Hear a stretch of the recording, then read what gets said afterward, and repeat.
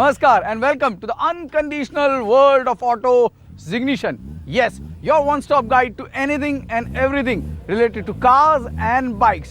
जी हाँ, पिछले हफ्ते Zignition का शो खास था, वो था सिर्फ बाइकर्स के लिए। तो इस हफ्ते भी हमारा शो होने वाला है बिल्कुल खास। जी हाँ, इस हफ्ते का हमारा शो है ऑफ रोडिंग के बारे में। जी हाँ, उन लोगों के लिए जो लोग आम रास्तों से हटकर अपनी राह खुद बनाने में यकीन करते हैं। मोटर स्पोर्ट का एक ऐसा हिस्सा जो कि है काफी रोमांचक, काफी exciting. We are talking about off roading.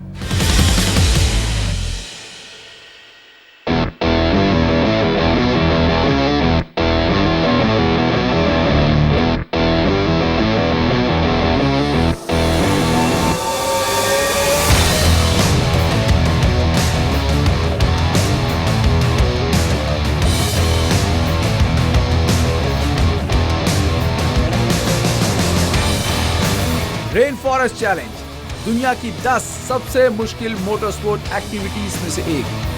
Off roading की ऐसी प्रतियोगिता जहां जंगल, पथरीली पहाड़ियां और पानी से होते हुए कॉम्पिटिटर्स अपनी गाड़ियों में डिफरेंट स्टेजेस को क्लियर करते हैं।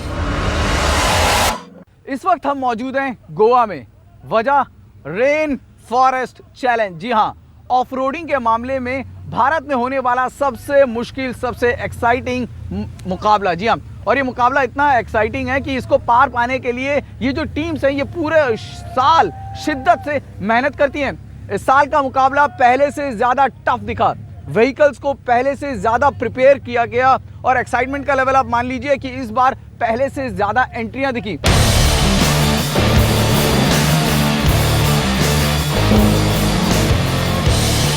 पिछले 2 एडिशंस की पॉपुलैरिटी इस 3rd एडिशन में दिखी। गाड़ियों को पहले से ज्यादा बेहतर बनाया गया। कॉम्पिटिटर्स ने गाड़ी के साथ साथ खुद को भी फिजिकली पूरे साल इस अपहिल टास्क के लिए प्रिपेयर किया और आखिरकार जोनल राउंड से होते हुए 30 टीमों ने इस साल के रेन फॉरेस्ट चैलेंज में लिया हिस्सा। जो रीजनल सीरीज हमने लॉन्च करी, RFC नॉर्थ किया चंडीगढ़ में, RFC साउथ किया बैंगलोर में, और उससे कई ऑफ रोडर्स जो गोवा नहीं आए थे पिछले 2 साल, उन्होंने देखा कि RFC क्या होता है, किस तरह स्कोरिंग होती है, कितना टफ होता है, व्हीकल प्रिपरेशन में क्या चाहिए, और उनको इतना मज़ा आया देख के भी और पार्टिसिपेट करके कि उसी से इतना रिस्पांस मिला हमें। वो दोनों चैप्टर्स भी काफ़ी सक्सेसफुल थे।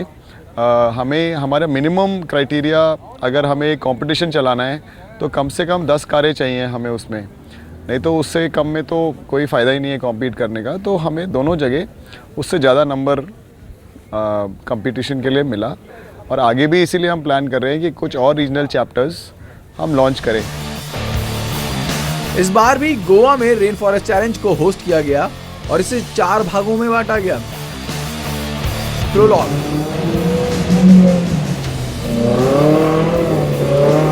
प्रीडेटर,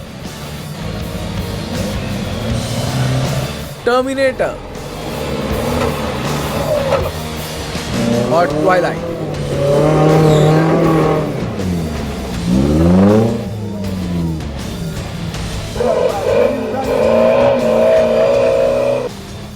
शुरुआत हुई व्हीकल स्क्रूटनी के साथ और फिर फ्लैग ऑफ के साथ शुरू हुआ पहला प्रोलॉग।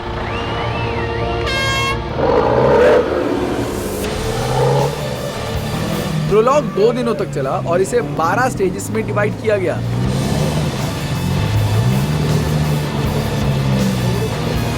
प्रोलॉग को RFC के वार्म अप के तौर पे देखा जाता है। इस बार स्टेजेस को पहले से ज्यादा टफ बनाया गया।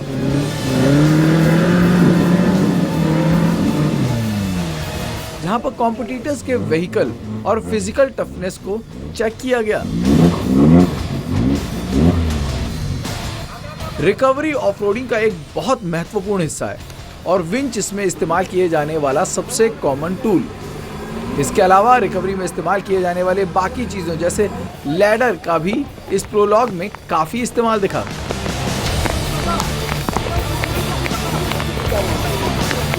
दिन के खत्म होने तक स्कोर कार्ड कुछ ऐसा दिखा।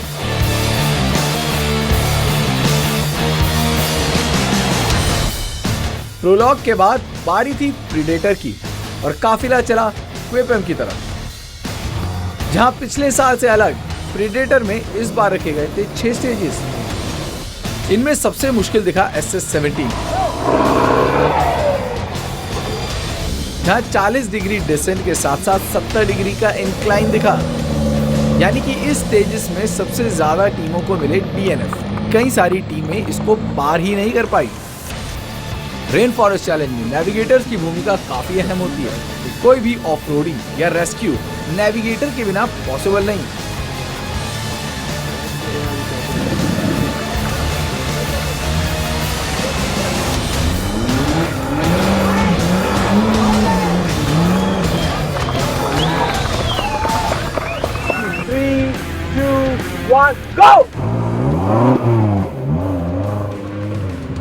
आसान से दिखने वाले SS15 और SS16 ने भी टीमों के लिए काफी सरदर्द बढ़ाया।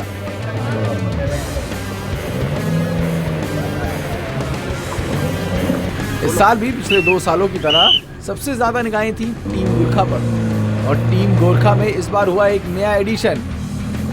गिरारी ऑफरोडर्स को छोड़ते हुए कबीर वारिद पहुंच चुके हैं टीम गोरखा में।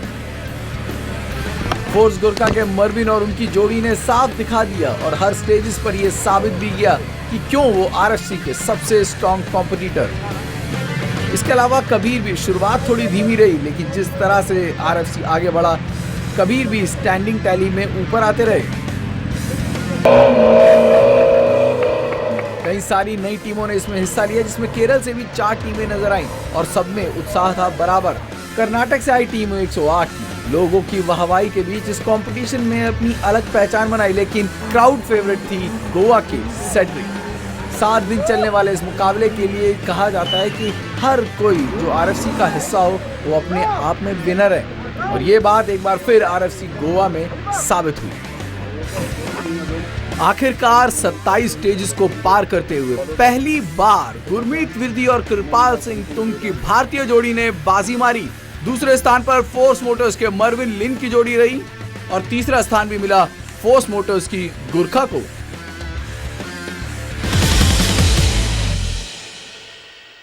ऑफरोडिंग क्या है, ऑफरोडिंग किस लेवल तक जा सकता है, किस तरह से गाड़ियों को तैयार किया जाता है और क्या क्या चीज़ें ज़रूरी हैं इस खेल के लिए, वो आप जान चुके हैं।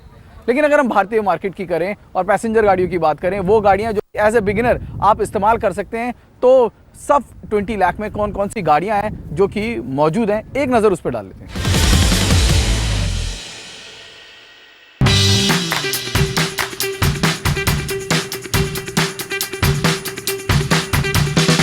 पथरीले रास्ते, तेज बारिश, रेत या फिर कीचड़ से भरी सड़कें, बिना किसी रुकावट के नए रास्तों को तलाशना, आगे बढ़ना और मंजिल को हासिल करना, ड्राइविंग की दीवानगी और जुनून से भरा ये है ऑफ रोडिंग का सफर। अगर आप भी दीवाने हैं कुछ ऐसे ही एडवेंचर के और चाहते हैं बदलाव अपनी रोजमर्रा के ड्राइविंग रूटीन से, तो ट्राई कीजिए ऑफ रोडिंग। शानदार और आरामदायक शहरों के सफर से हटकर किसी नई और अनोखी जगह को एक्सप्लोर करने के लिए आपको जरूरत पड़ेगी एक अच्छी 4x4 SUV की।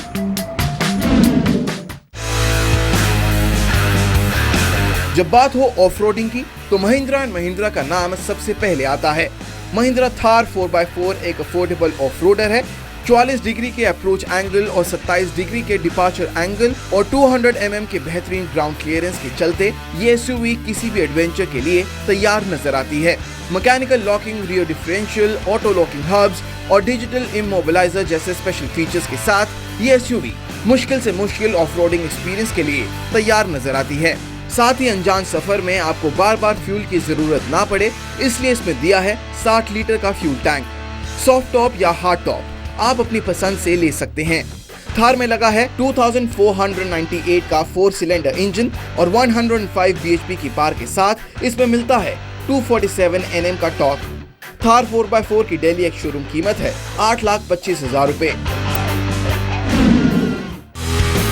बात हो 4x4 SUV की, तो फिर महिंद्रा स्कॉर्पियो का जिक्र जरूरी है। अपनी ऑफ-रोडर इमेज को बरकरार रखते हुए स्कॉर्पियो में 2179 सीसी का पावरफुल इंजन लगा है, जो कि 280 Nm का टॉर्क प्रोड्यूस करता है। 181 mm का ग्राउंड क्लियरेंस, 5.4 मीटर का टर्निंग रेडियस और 2610 का कर्व वेट, ये सारी फिगर्स काफी इंप्रेसिव हैं। एंटी रोल बार और हाइड्रोलिकली एडजस्टेबल स्टीयरिंग व्हील और fully equipped safety kit Scorpio beginners के लिए एक अच्छा ऑफ-रोडिंग ऑप्शन बन सकती है। स्कॉर्पियो 4x4 की दिल्ली एक शोरूम कीमत है 12,54,000 रुपए। फोर्स गुरखा को एक मजबूत, भरोसेमंद और अच्छी परफॉर्मेंस देने वाली एसयूवी कहा जाता है। इस गाड़ी का ग्राउंड क्लियरेंस 210 mm का है। साथ ही अगले और पिछले एक्सेल में डिफरेंशियल लॉक और फ्रंट बोनट में लंबा स्टेनलेस स्टील एयर इनटेक वाला स्नॉकल दिया गया है।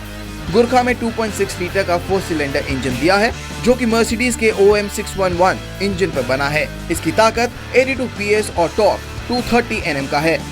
एक कंप्लीट ऑफ-रोडर होने की वजह से इस कार में हार्ड और सॉफ्ट रूफ टॉप का भी ऑप्शन दिया गया है। हाई परफॉर्मेंस गियरबॉक्स जो काफी स्मूथ और साइलेंट ऑपरेशन होने की वजह से किसी भी मुश्किल हालात से निपटने के लिए तैयार नजर आता है। Alloy wheels, all terrain tubeless radial tyres, power steering और 4 व्हील ड्राइव के आकर्षक फीचर्स के चलते ये कार किसी भी ऑफ-रोडिंग एक्सपीरियंस के लिए बिल्कुल तैयार नजर आती है। टाटा सफारी स्पोर्टी और muscular look, 2.2 litre Varicor 400 diesel engine के साथ 6 स्पीड मैनुअल गियर बॉक्स इस 4x4 एसयूवी की अलग ही पहचान बनाता है। 154 bhp की पावर और 400 Nm का टॉर्क इस एसयूवी को ऑफ-रोडिंग और डेली कम्यूट के लिए एक शानदार ऑप्शन कहा जा सकता है। इस एसयूवी में लगे हैं Tata signature multi function steering wheel, ultrasonic reverse parking sensor, anti locking braking system और इलेक्ट्रॉनिक ब्रेक डिस्ट्रीब्यूशन जैसे शानदार फीचर्स। इसके अलावा ऑफ-रोडिंग में बेहतर राइड के लिए इसके सस्पेंशन को भी काफी बेहतर बनाया गया है। 2650 के व्हील बेस और 200 mm के ग्राउंड क्लियरेंस के चलते ये कार किसी भी हालात से निपटने के लिए तैयार नजर आती है। टाटा सफारी 4x4 की दिल्ली एक शोरूम कीमत है 13,55,000 रुपए। ऑफ-रोडिंग ड्राइव के इस सफर में ये थी शानदार 4x4 की टेक्नोलॉजी से लैस वो दमदार मशीन्स, जिस पर विश्वास कर आप भी ले सकते हैं अनोखे और अद्भुत सफर का असली मजा। तो हमने आज कोशिश करी इग्निशन के द्वारा कि ऑफ रोडिंग जो कि एक बड़ा नीश खेल है, लेकिन धीरे धीरे पिछले 2-3 सालों में काफ़ी पॉपुलर हो रहा है, उसके बारे में आपको ज़्यादा से ज़्यादा जानकारी और इन्फॉर्मेशन दे सकें। लेकिन इसके अलावा भी ऑटोमोबाइल जगत में कई सारी ऐसी खबरें हैं जो कि बनी सुर्खियां। एक नज़र न्यूज़ दिस वीक पर। मारुति सुजुकी इंडिया लिमिटेड ने अपने पहले light commercial vehicle super carry की अगस्त के अंत तक भारत में बिक्री शुरू करने की घोषणा की है। अहमदाबाद, कोलकाता और लुधियाना में बिक्री के लिए उपलब्ध होगा। इस व्हीकल की लोड कैपेसिटी 740 kg और 22 किलोमीटर पर लीटर की माइलेज इस सेगमेंट में अच्छा ऑप्शन होगा। सुपर कैरी की कीमत 4,11,000 रुपए तक होगी। मर्सिडीज बेंज ने भारत में अपनी नई sports car AMG SLC 43 launch की है। ये एक ओपन टॉप 2 सीटर कार है जिसकी दिल्ली में एक शोरूम कीमत 77.5 लाख रुपए है। ये मर्सिडीज की इस साल लॉन्च हुई छठी कार है।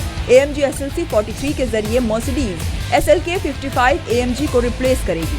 AMG SLC 43 में 3 लीटर V6 इंजन दिया गया है जो 367 bhp की पावर देता है और 520 Nm का टॉर्क जनरेट करता है। AMG SLC 43 में 9 स्पीड ऑटोमेटिक गियर बॉक्स दिया गया है। ये कार 0 से 100 किलोमीटर की स्पीड सिर्फ 4.7 सेकंड में पकड़ लेती है। संस्थापक बृजलाल मुंजाल की मृत्यु के बाद हीरो ग्रुप में सबसे बड़ा बदलाव होने जा रहा है। सुनील मुंजाल ने हीरो मोटो के जॉइंट MD पद से इस्तीफा दे दिया है। इसके साथ ही हीरो कॉर्पोरेट सर्विस के चेयरमैन पद से भी इस्तीफा दिया है। कहा जा रहा है कि रीस्ट्रक्चरिंग मूल रूप से कारोबारी बंटवारा है और उसके तहत सुनील मुंजाल को पैसे मिलेंगे। रीस्ट्रक्चरिंग के बाद सुनील मुंजाल अपने बिजनेस पर फोकस कर सकेंगे।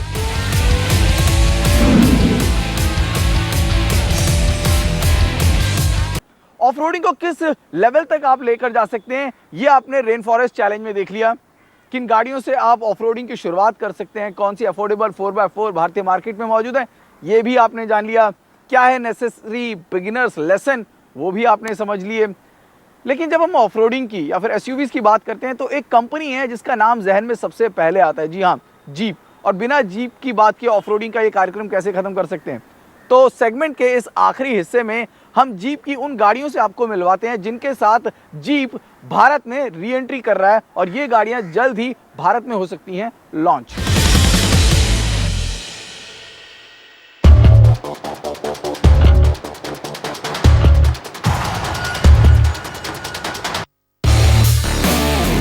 कुछ नाम आइकॉनिक होते हैं और ऐसा ही एक आइकॉनिक नाम है जीप। जरा इस कंपनी की लीनेज के बारे में और इस प्रोडक्ट के बारे में सोचिए। ये कंपनी वर्ल्ड वॉर 2 के टाइम पर एग्जिस्टेंस में आई थी और तब एसयूवी जो नाम बाद में निकल कर आया, ऑफरोडिंग जो बाद में बात आई, उन सब के साथ एक ही वर्ड एसोसिएट होता था, वो था जीप। और अब आप जानते हैं भारतीय मार्केट एसयूवी का कितना बड़ा मार्केट बन चुका है और ऐसे में अगर वो आए गाड़ी जो कि एसयूवी की बादशाह है या जहां से एसयूवी गाड़ियों की शुरुआत हुई तो कैसा रहेगा। और ये गाड़ी उनमें से एक है। जी हाँ, उस कंपनी की यानी कि जीप की एक बहुत ही प्रचलित गाड़ी है जीप ग्रैंड शेरोकी।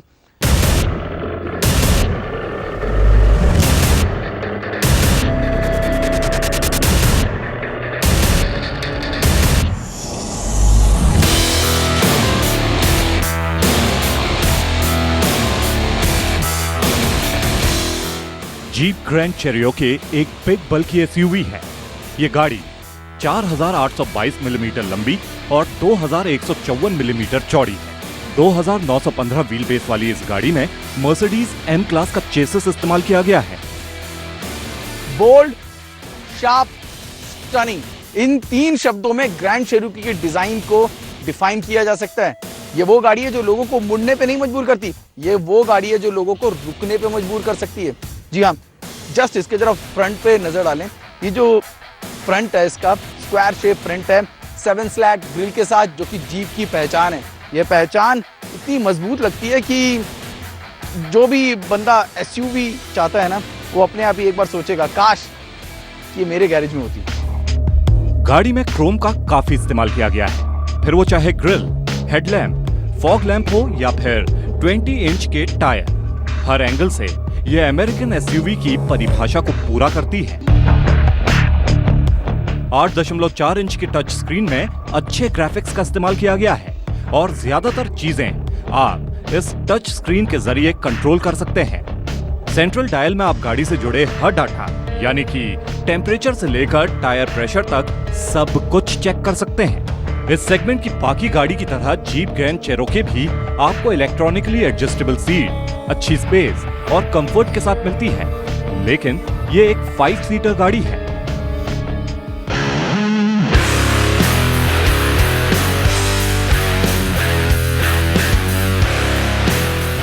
इस गाड़ी में 3.0 का V6 डीजल इंजन लगा है जो 240 PS की पावर और 580 Nm का टॉर्क जनरेट करता है।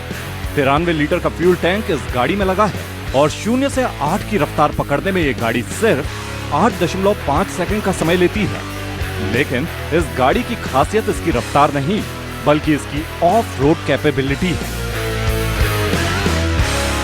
इसकी जो ड्राइव ट्रेन है वो आपने जैसे कि लैंड रोवर में देखा होगा कि आप टच ऑफ ए नॉब आप उसको चेंज कर सकते हैं। आप उसको सैंड, स्नो, मड या रॉक किसी में भी डाल सकते हैं। इस तरीके के टायर वो दे रखे हैं, ड्राइव ट्रेन दे रखे हैं। पिछले कई सालों से हम इस गाड़ी के आने का इंतजार कर रहे हैं और हो सकता है कि फेस्टिवल सीजन के आसपास इस गाड़ी को लॉन्च किया जाए। इस गाड़ी की कीमत 65 से 70 लाख के बीच हो सकती है। साइलेंट, कंफर्टेबल, फास्ट, एक ऐसी गाड़ी जिसको छोड़ने का मन ना करे, लेकिन कीमत ऐसी होगी जो शायद पकड़ में ना आए। जी हाँ, कीमत एक बहुत बड़ा मुद्दा होगा क्योंकि उस कीमत में और भी कुछ बहुत ही उम्दा गाड़ियां मौजूद हैं, लेकिन ये वो गाड़ी है जिसको टीम जिग्निशन को लॉन्च होने का जरूर इंतजार रहेगा। उम्मीद है कि हमारा ये ऑफ रोडिंग स्पेशल आपको पसंद आया होगा और ऑफ रोडिंग के मुतालिक हम जितनी जानकारी आपको देना चाहते थे वो आप तक एक एंटरटेनिंग अंदाज में पहुंच चुकी होगी। ऑफ रोडिंग के लिहाज से सुरक्षा का किन चीज़ों का ख्याल रखें वो आप लोग समझ चुके होंगे, लेकिन दोस्तों ऑन रोड, जी हाँ, ऑन रोड जाते वक्त भी कई सारे ऐसे नियम हैं जिनका ख्याल रखना बेहद ज़रूरी है। As a responsible citizen please जब भी आप गाड़ी चलाएं तो बेल्ट डालकर चलाएं, ऐसे ही बाइक निकालें तो प्लीज़ हेलमेट लगाकर बाइक ड्राइव करें। उम्मीद है कि हमारा ये ऑफ रोडिंग स्पेशल जो था वो आपको पसंद आएगा, लेकिन आने वाले समय में अगर आप कुछ खास देखना चाहते हैं और आपके कुछ सुझाव हैं, सजेशन है, तो please please please don't feel shy और हमें अपने सुझाव, सजेशन आप आसानी से भेज सकते हैं। तरीके बेहद आसान हैं। आप हमें ट्वीट कर सकते हैं, आप फेसबुक पर हमें मैसेज कर सकते हैं या फिर आप हमें ईमेल कर सकते हैं। आज के लिए इतना ही। आपका सैम दोस्त आपसे लेता है इजाज़त। नमस्कार।